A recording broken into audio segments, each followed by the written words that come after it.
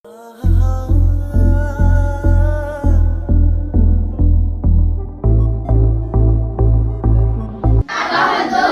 ಎರಡೂ ಪ್ರಶಸ್ತಿಗಳನ್ನ ಕೊಟ್ಟು ಅವರನ್ನ ಗೌರವಿಸಿದೆ.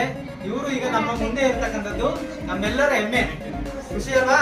ಈಗ ನ್ಯಾಯಾಧೀಶರು ನೋಡ್ಬೇಕಂದ್ರೆ ಈಗ ಅಲ್ಲಿಬ್ರು ಬಂದಿದ್ರು ನ್ಯಾಯಾಧೀಶರು ನೋಡಿದ್ರಲ್ವಾ, ಅವರು ದೊಡ್ಡವ್ರು ಏನಾದ್ರು ತಪ್ಪು ಮಾಡಿದ್ರೆ ತೀರ್ಮಾನ ಮಾಡಕ್ಕೆ ಇರತಕ್ಕಂಥದ್ದು. ಇವರು ಮಕ್ಕಳು ಏನಾದ್ರು ತಪ್ಪು ಮಾಡಿದ್ರೆ ಆ ಸಮಸ್ಯೆಗಳನ್ನ ಬಗೆಹರಿಸ್ತಕ್ಕಂಥದ್ದು. ಭಿಕ್ಷಾಟನೆ ಆಗಿರ್ಬಹುದು ಅಥವಾ ಮಕ್ಕಳಿಗೆ ಶಿಕ್ಷಣದಿಂದ ವಂಚಿತರಾಗಿರ್ಬೋದು, ಬಾಲ್ಯ ವಿವಾಹ ಆಗಿರ್ಬೋದು, ಏನೇ ಸಮಸ್ಯೆಗಳಿದ್ರು ಆ ಕೇಸ್ಗಳು ಯಾರ ಹತ್ರ ಹೋಗುತ್ತೆ? ಸರಸ್ವತಿ ಮೇಡಮ್ ಹತ್ರ ಹೋಗುತ್ತೆ. ಪೊಲೀಸ್ ಅವ್ರು ಯಾವ್ದಾದ್ರು ಕೇಸ್ ಇದ್ರೆ ಮಕ್ಕಳು ಅಂತಂದ್ರೆ ಮೇಡಮ್ ಹತ್ರ ಕರ್ಕೊಂಡು ಹೋಗ್ತಾರೆ. ಮೇಡಮ್ ಅದನ್ನ ವಿಚಾರಣೆ ಮಾಡಿ ಸರಿಯಾದ ಒಂದು ತೀರ್ಮಾನ ಕೊಟ್ಟು ಮಕ್ಕಳ ರಕ್ಷಣೆಗಾಗಿ ಕೆಲಸ ಮಾಡ್ತಾ ಇದ್ದಾರೆ. ನಿಮ್ಗೆ ಮಾಸ್ಟರ್ಗಳಾಗಿರಿ, ಅಕ್ಕಪಕ್ಕ ಮನೆಯವರಾಗಿರಿ, ನಂದರಾಗಿರಿ, ನಮ್ಮ ಕಡೆಯವರು ಯಾರಾದ್ರೂ ನಮ್ಮದು ಸುಮ್ಮನೆ ಇಂದ ಮುಟ್ಟೋದಕ್ಕೂ ಬೇರೆ ಮುಟ್ಟೋದಕ್ಕೆ ವ್ಯತ್ಯಾಸ ಇದೆ ಅಂತ ಗೊತ್ತಾಗಬೇಕು. ಆಯ್ತಾ? ಕೈ ಹಿಡಿಯುವಾಗ ನಾವು ಒಂದು ಮಾತಾಡೋದಕ್ಕೂ ಇನ್ನೊಂದ್ಸರಿ ಬೇರೆ ವ್ಯತ್ಯಾಸದಲ್ಲಿ ಮಾಡಿದ್ರೆ ಇದು ತಪ್ಪು ಅಂತ ಅರ್ಥ ಆಗ್ಬೇಕು. ಹಾಗಾಗಿ ಎಲ್ಲದೂ ಕೆಟ್ಟದ್ದು ಮಾಡಂಗಿಲ್ಲ. ಹಾಗಾಗಿ ನಿಮ್ಗೆ ಗೊತ್ತಾಗಬೇಕು ಗುಡ್ ಟಚ್ ಅದು ನಮ್ಮನ್ನ ಯಾವ ಉದ್ದೇಶಕ್ಕೆ ಬಳಸ್ಕೊಳ್ತಾರೆ ಅಂತ. ಈಗ ನೀವೆಲ್ಲ ಈಗ ಟಿ ಶರ್ಟ್ ಎಲ್ಲ ಹಾಕಿ ಬಂದಿದ್ದೀರಿ. ನಿಮ್ಗೆ ಡೆಲ್ಲಿಯಿಂದ ಸತ್ಯಾರ್ಥಿ ಕೈಲಾಸ್ ಫೌಂಡೇಶನ್ ಹೇಳ್ಕೊಂಡು ಅವರು ಇದು ಕೊಟ್ಟಿದ್ದಾರೆ, ಇದು ಟಿ ಶರ್ಟ್ ಎಲ್ಲ. ಏನಿಗೆ ನೀವು ಮುಂದೆ ಬರಬೇಕು, ಎಲ್ಲಿಯೋ ದುಡಿದು ಅವರ ಸಂಪಾದನೆ ಮಾಡಿರೋ ದುಡ್ಡನ್ನೇ ಕರ್ನಾಟಕದಲ್ಲಿ ಇರೋ ಜನಗಳಿಗೆ ಮಕ್ಕಳಿಗೆ ಕೊಡಿಯಿಂದ ಕೊಡ್ಬೇಕಂದ್ರೆ ನಾವು ಕೊಡ್ತೀವಾ? ನಮ್ಮ ಹತ್ರ ದುಡ್ಡು ಸಂಪಾದನೆ ಇದ್ರೆ ನಮ್ಮ ಮಕ್ಕಳ ಬಿಟ್ಟು ಬೇರೆ ಫ್ರೀಯಾಗಿ ಕೊಡ್ತೀವಿ ನಾವು? ಇಲ್ಲ. ಆದ್ರೂ ಕೂಡ ಅವರುಗಳು ಖರ್ಚು ಮಾಡಿ ಮಾಡ್ತಾರೆ ಅಂತ ಹೇಳಿದ್ರೆ ಉದ್ದೇಶ ಏನು? ನಮ್ಮ ದೇಶ ಉದ್ಧಾರ ಆಗ್ಬೇಕು ಅಂತೇಳಿ. ಅರ್ಥ ಆಯ್ತಾ? ದೇಶದಲ್ಲಿನೇ ನಮ್ಮ ರಾಜ್ಯ, ಆ ರಾಜ್ಯದಲ್ಲಿನೇ ಒಂದು ತಾಲೂಕು, ಒಂದು ಹೋಬಳಿ, ಒಂದು ಜಿಲ್ಲೆ. ಹಾಗಾಗಿ ಇದನ್ನೆಲ್ಲ ಉದ್ಧಾರ ಆಗ್ಬೇಕು ಅಂತೇಳಿ ಅಲ್ಲಿ ಮೇಲ್ಗಡೆ ಡೆಲ್ಲಿಲಿ ಕೂತಿರೋರು ಆಲೋಚನೆ ಮಾಡ್ತಾರೆ. ಈ ಕಡೆ ಟೈಮಲ್ಲಿ ನಾನಕ್ಕೆ ಕೊಡ್ಬೇಕು ಕನ್ನಡದವ್ರಿಗೆ, ನನ್ನ ಡೆಲ್ಲಿಲಿ ಇರ್ತಾರಲ್ಲ ಅವ್ರಿಗೆ ಕೊಡ್ಬೋದಲ್ಲ ಅಂತ ಅವ್ರು ಆಲೋಚನೆ ಮಾಡ್ಬೋದಾಯ್ತು. ಆದ್ರೆ ಒಂದು ಕಡೆ ಮಾತ್ರ ಮಕ್ಕಳು ಬೆಳವಣಿಗೆ ಆಗಿದ್ರೆ ಸಾಕಾಗಲ್ಲ. ನಮ್ಮ ಜನಸಂಖ್ಯೆಯಲ್ಲಿ 40% ಯಾರಿದ್ದಾರೆ ಮಕ್ಕಳೇ ಇರೋದು. ಈ ಮಕ್ಕಳಿಗೆ ಹೇಳ್ಕೊಡ್ಬೇಕು ಒಳ್ಳೆ ಕೆಟ್ಟದ್ದು ಅದೆಲ್ಲ. ಕಳ್ತನ ಮಾಡಬಾರ್ದು, ಸುಳ್ಳು ಹೇಳ್ಬಾರ್ದು, ವಿದ್ಯಾಭ್ಯಾಸ ಒಳ್ಳೆ ವಿದ್ಯಾಭ್ಯಾಸ ಮಾಡಬೇಕು. ತಂದೆ ತಾಯಿಗಳಿಗೆ ಮರ್ಯಾದೆ ಗೌರವ ಕೊಡ್ಬೇಕು, ಟೀಚರ್ಗಳಿಗೆ ಗೌರವ ಕೊಡ್ಬೇಕು, ಹಿರಿಯರಿಗೆ ಗೌರವ ಕೊಡ್ಬೇಕು. ಮಾತಲ್ಲಿ ನಿಧಿ ಇರ್ಬೇಕು, ಒಳ್ಳೆದನ್ನೇ ಮಾತಾಡಿಸ್ಬೇಕು, ಒಳ್ಳೆದನ್ನೇ ಕೇಳಬೇಕು. ಅರ್ಥ ಆಯ್ತಾ? ಒಳ್ಳೆ ಪಾಠ ಮಾಡಿ ಅರ್ಥ ಆಗಿಲ್ಲ ಅಂದ್ರೆ ಇನ್ನೊಂದ್ಸರಿ ಶ್ರದ್ಧೆ ಇಟ್ಕೊಂಡು ಓದ್ಬೇಕು.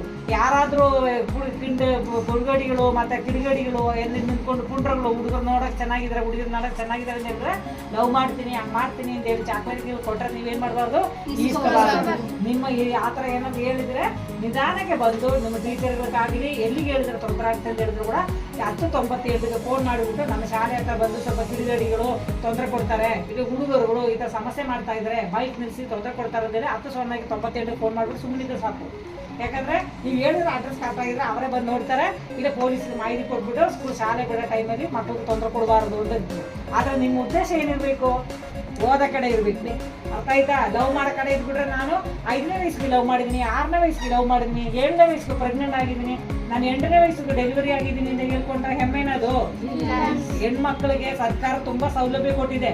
ನೀವು ಎಷ್ಟು ಬೇಕಾದ್ರೂ ಓದ್ಬೋದು. ಓದೋದಕ್ಕೆ ಸರ್ಕಾರ ಫ್ರೀಯಾಗಿ ವಿದ್ಯಾಭ್ಯಾಸ ಮಾಡೋದು, ಸ್ಕಾಲರ್ಶಿಪ್ ಕೊಟ್ಟಿದೆ, ನಾವು ಚೆನ್ನಾಗಿ ಓದಿದ್ರೆ ಅಡ್ಮಿಷನ್ ಸಿಗುತ್ತೆ. ಅದನ್ನೆಲ್ಲ ಬಳಸ್ಕೋಬೇಕು.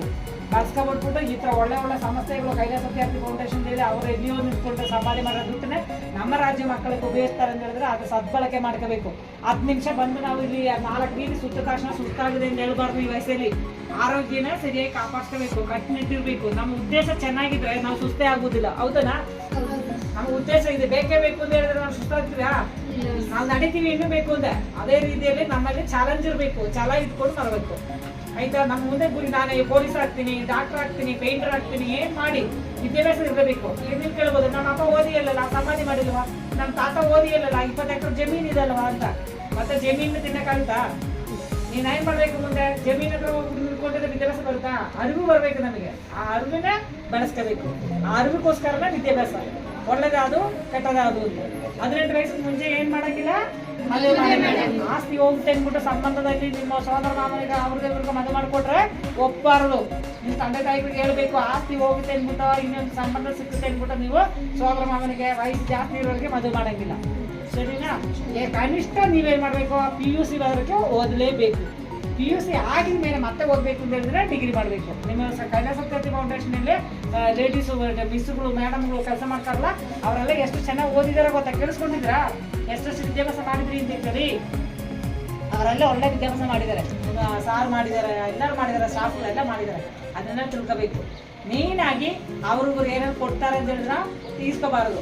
ಅಲ್ಲಿ ಇಲ್ಲಿ ಅಂದ್ರು ಕರಿತಾನೆ, ಹಿಂಗ್ ಕರಿತಾನೆ, ಚಾಕ್ಲೇಟ್ ಕೊಡ್ತಾನೆ ಅಂತ ಹೇಳಿದ್ರೆ